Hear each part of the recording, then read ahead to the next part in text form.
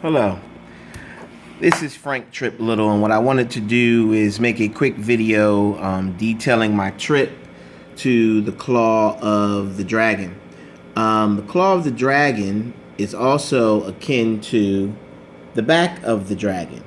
Now, anybody knows anything about Rise dealing with the dragon, the tail of the dragon is actually located in North Carolina, and it runs you into Tennessee.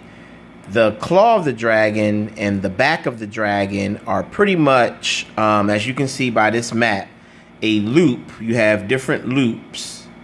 Like there's the Bastion loop, and then you have the Marion loop. Pretty much loops of highways and back roads in Western Virginia. From Baltimore, it took me approximately 5.5 hours. Actually, the trip took a little longer because the person I was going with had bike trouble. But it should be no longer than about 5.5 hours, straight shot. From Baltimore, Maryland, you take Route 70 West, and then you take 81 South.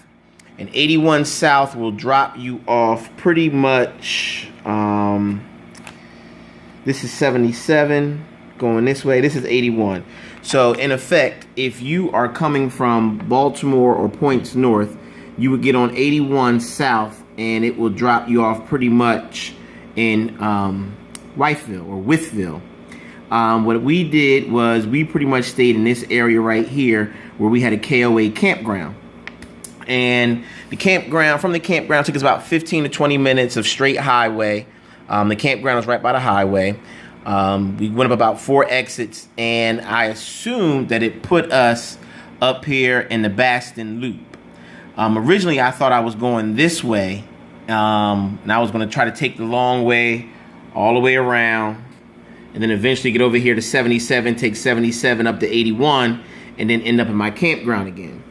But once I got on it, what I realized was, because I was pretty much playing it by this smaller map that they gave me in the campgrounds, what I realized here is in effect, when I got on 81 and it put me on 77, and I took 81 here, 77 north, it pretty much dropped me off. I went through a tunnel and it dropped me off here. I assumed that my loop would start by going west. In effect, it did not. So once I got off here, I pretty much started heading west, and I got on 42. I ran 42 all the way down to 16. So as you can see, there were some pretty good. It's West Bluegrass Trail. It's a rural back road. Some pretty good twists. Nothing too heavy. You get to lean your bike, but it's very scenic. Now 16 South is the one where, and as you can see, you get to really, grinding your pegs and leaning into your turns. I've written in the Tail of the Dragon as well. The Tail of the Dragon is a much shorter trip, and they have more switchbacks. But once you get on Route 16 and you begin to head south, you can pick up some speed, and you can really begin to lean into your turns. Like this right here is an actual switchback. That's what a switchback looks like on a map. That right there is just a really good leaning turn. And then I took 16 all the way down, and I got on, that last little switchback, and then you break off into 58. I ran 58 east all the way over here. So as you can see by this diagram, that this is a much smaller road. So this is like a country road, paved. You can really get up, really get it and get some speed, but it's very scenic. You go through pastures and things of that nature. Then you get here where you get on 97 East.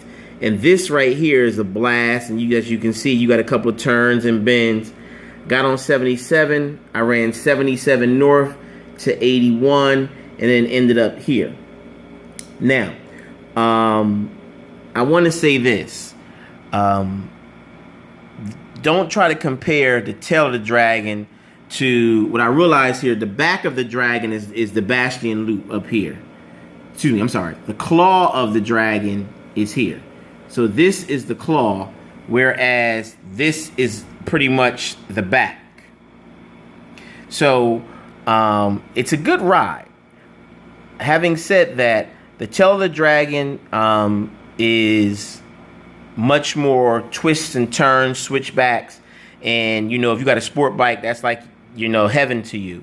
Whereas the Tail of the Dragon is much more populated, it's much more popular, so you're going to have more traffic. Like when I went to the Tail of the Dragon, they had a Corvette club there, they had a dune buggy club there, so we were riding, you know, pretty much in line, staggered formation, and then we come up on a Corvette club that was blasting through.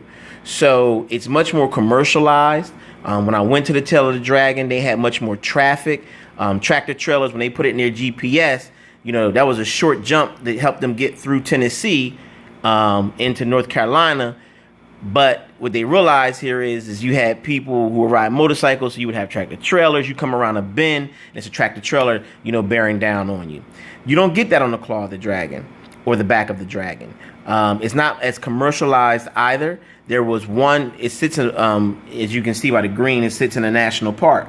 So once we got there, there was this one little way station. I went blowing by and I waved the person that was with me down, and I pretty much said, I think that's where we're going to go and get our pins and patches for this ride.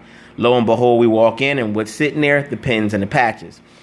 Patches are $5, pins are $5. They had t-shirts as well. And they're really trying to begin to commercialize this a little more so they can drive more traffic. There were bikes there, cruisers or whatever. It was a pretty warm, well, it was warm in the morning, but it got kind of chilly as we got out there.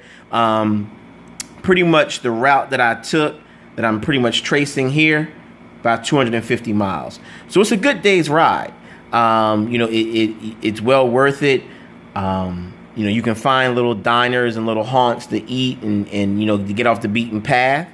But overall, you know, on a scale of 1 to 5, if you're one of those persons that really like to jump in turns and test your leaning skills, I would pretty much give this a 2.5. If you just like to, you know, learn to maneuver your bike, you know, get out on some back roads to get some miles in and maybe a little speed, a 3.5. But overall, I think it was a worthwhile trip. I enjoyed it. It's just, you know, another notch on the belt. Claw of the Dragon, back of the Dragon, Tail of the Dragon. You know, I'm pretty much dragoned out. But what I wanted to do is to bring you this video to show you the loop and to let you know pretty much my views on this trip. In terms of lodging, there are, if you look on pretty much 81 South pretty much runs parallel, you know, to 95, but it's in a westerly direction. So there are plenty of hotels, gas stops, things of that nature. There is a Harley Davidson dealership. I stayed at the KOA campgrounds in Withsville. There's a Harley Davidson dealership less than 10 miles away.